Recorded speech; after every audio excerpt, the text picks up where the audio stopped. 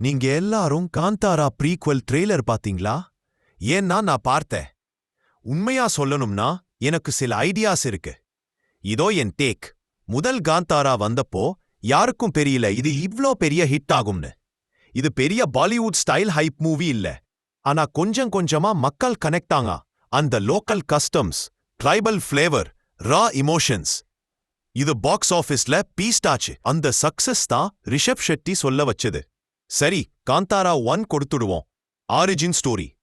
இப்ப இந்த ட்ரெய்லர்ல இருந்து எனக்கு என்ன வைப் கிடைச்சுது?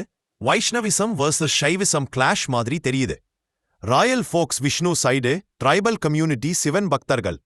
கவனிச்சா ரிஷப் இந்த டைம்லைன் கிருஷ்ணதேவராயா மாதிரி கிங் ஏரா போல மாடல் பண்ணிருக்கார்.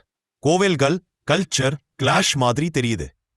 நிச்சயமா ரிஷப் ஷெட்டி மூவி இல்லாம மசாலா இல்ல. அந்த ட்ராப் தெரியுமே, ரிஷ்கேர்ல சிம்பிள் லோக்கல் கைமேல ஃபால். இது மதராசப்பட்டினம், லஹான் மாதிரி மூவிஸ்ல பார்த்திருக்கோம். சர்ப்ரைஸ் இல்ல. இது இதான ட்ரெய்லரிக்கெல்ஃப். சூப்பர் ஸ்ட்ரைக்கிங் இல்லையா?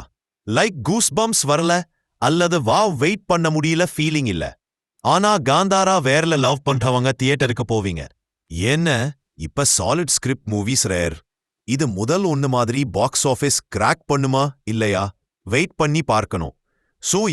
இதான் என் தாட்ஸ் காந்தாரா 1 ட்ரெய்லர் பத்தி. நீங்க என்ன நினைக்கிறீங்க? சில்ஸ் வந்ததா அல்லது நீங்களும் என் மாதிரி ஃபீல் பண்றீங்களா? கமெண்ட்ஸ்ல டிராப் பண்ணுங்க.